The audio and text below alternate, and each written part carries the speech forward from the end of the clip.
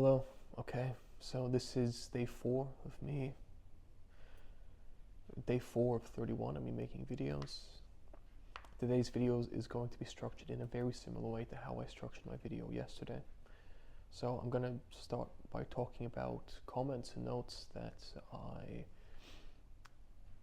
have considered with my behavior today, with how I was interacting with people, especially at work.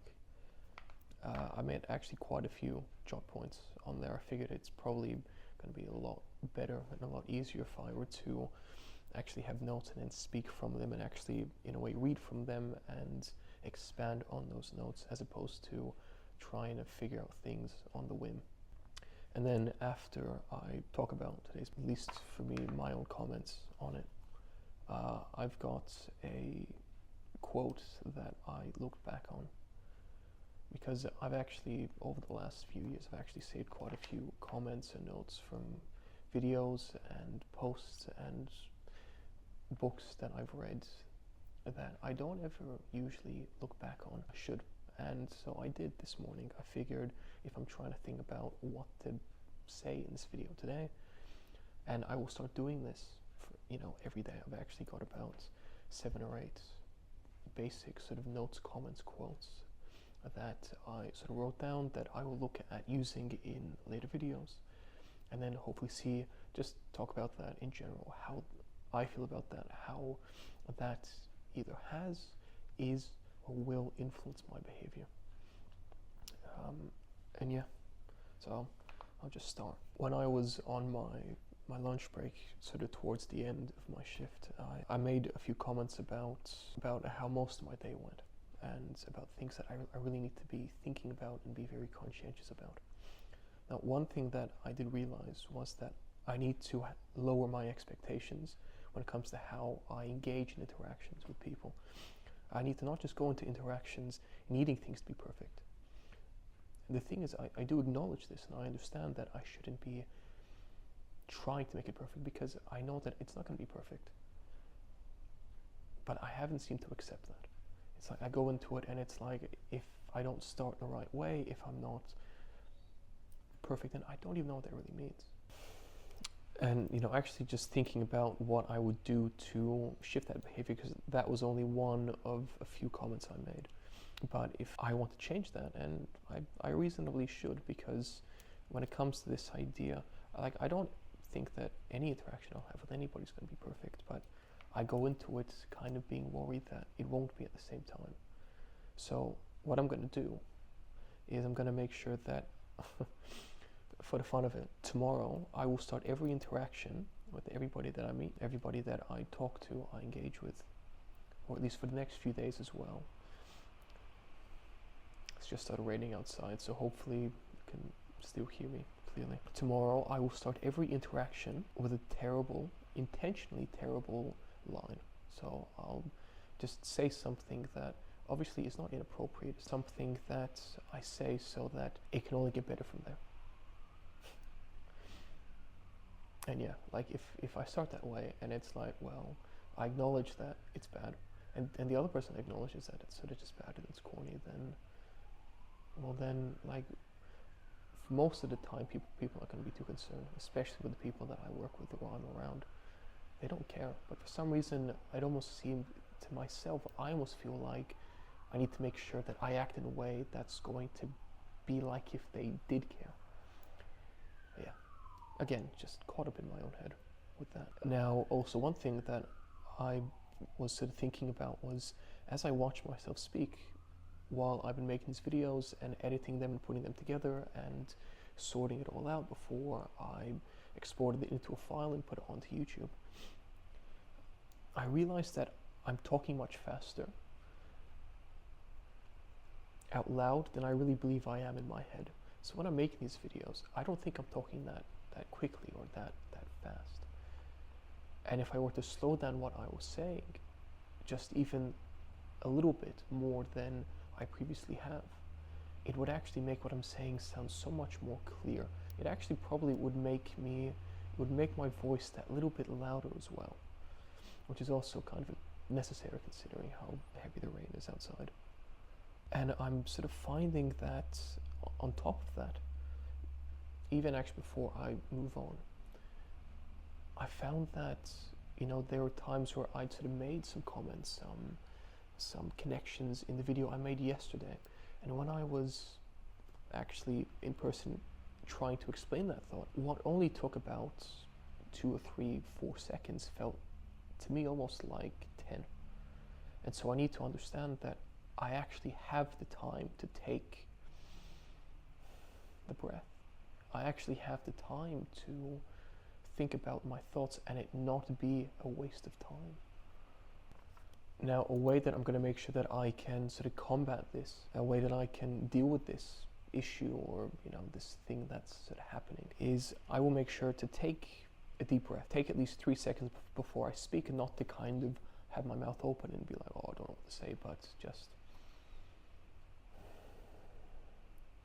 And that was only 3 seconds, but to me that felt closer to like 5 to 8 seconds. I need to realize that taking my time to speak is not a waste of time. I give myself time to let both my mind and my mouth get on the same wavelength, to speak at the same pace. And I'd already actually written this down, where I have an example where I somewhat applied it at work. So there was a time where I had to do something, and I had like 3 things going on at once, and I had to get someone's help to do something. And I remember I was sort of getting in my own way with how I was speaking, and I knew that if I hadn't taken a breath, I would have stumbled over my words. And so as I was approaching the person to speak, I made sure I had, in my own head, taken a breath, cleared it, and gone, my objective is to say this, is to get this outcome by interacting with this person. And it went a lot smoother than I believe it would have if I didn't already attempt to make a bit of that change in myself, to actually catch myself and go, no, Max, take a second, and then go from there. And the thing is, my normal speaking rate, the way that I speak, is usually quite fast. And oftentimes, or there's sometimes at least, where it does sound like I'm mumbling, or there's times where, because I'm talking very quickly and I'm speaking very fastly, and I don't give my mouth enough time to really open to say the words that I am intending to say. And my mouth doesn't really open because I'm saying words very, very quickly, very fast. My tongue gets a little bit tongue-tied. And that also is probably part of the thing that makes me feel like I've got a bit of a stutter as well, because it isn't so much that I can't mentally get the words out, it's just that my own sort of mouth, my own tongue can't even keep up with what it is I'm trying to say at the rate that I am attempting to say those things. And I need to slow down with how I speak, but that's no longer the way that I have learned to habitually speak. The habits that I've formed over the last few years with how I've spoken have been me speaking very quickly, and as opposed to really taking the time to get the words out. And unfortunately, that's come to feel somewhat unnatural. The thing that I realized is that if I did slow down and I was a lot more clear, that actually objectively is much better for not only myself, for being able to get the words out and be more competent with my ability to explain what I'm saying, because I am actually letting myself think through the thoughts I want to get out, A. But, for myself, A, it means I can get the words out, and B, it makes me feel not so much reassured, but at least I know to myself that I can speak, that I can communicate. And, the second key thing is that that's better for the person I'm communicating with, the person I'm talking to. And the thing that I need to make sure that I remember is, if I'm putting myself in somebody else's shoes, that I would not mind if others did this with me. I would not mind that if others slowed down what they were saying, so that what they were saying made that much more sense. I've realized is that for some reason, and I've let myself believe this, I've led myself into this belief that for some reason others won't. Why do I feel others wouldn't be as considerate themselves? That's quite an important question for me to answer. That's not one that I can actually get into today, because I don't even know how to really get through that. Now, the second sort of aspect, the second part of this video, where I will sort of talk about a quote that I heard, in this case a quote that I have gone back to after having forgot about writing it down quite a few months ago. This quote is, "You never have bad days, only bad moments." And the thing is, I shouldn't be letting myself be distraught for 24 hours because of 24 seconds where no one got hurt. The thing is, I seem to have just, in a circumstance like this where I let a single moment ruin my day, where I let a few very small moments be moments that I don't enjoy, that I don't want to remember, be the key catalytic issues that, a handful of moments in a day be the thing that defines the entire day, especially when it doesn't have to. Gosh, that rain's really picking up. The thing is that, when I have certain moments that happen, especially somewhat awkward moments, which I for some reason let be the defining moments of my days. The thing is that I just magnify the situations, and instead of not doing that, which, I shouldn't be getting concerned about that, but instead of not doing this, and if in the case that I do sort of start to magnify the situation, and instead of just flowing through that situation, going, okay, this has happened, let's move on, and flowing through that process, I end up, and I think the only real issue is because I tend to zoom into the issue, or into that singular moment, into, say for example, these 24 seconds that will come to define the next 24 hours of my day, when there's no need for that to be the case. Because if I magnify it, I find the problem, and that's usually where there wasn't a problem to begin with, where by putting myself into that situation, and I put myself in the center of it, I become the center of the problem. I become the problem, when in actual fact there never was a problem to begin with. And see, when I could have just left the moment where it was in that present, having let it become a memory, and instead not the current memorial moment, not letting it be the thing that I keep with me, but having let that moment arrive, let it be the present, and then let myself move on.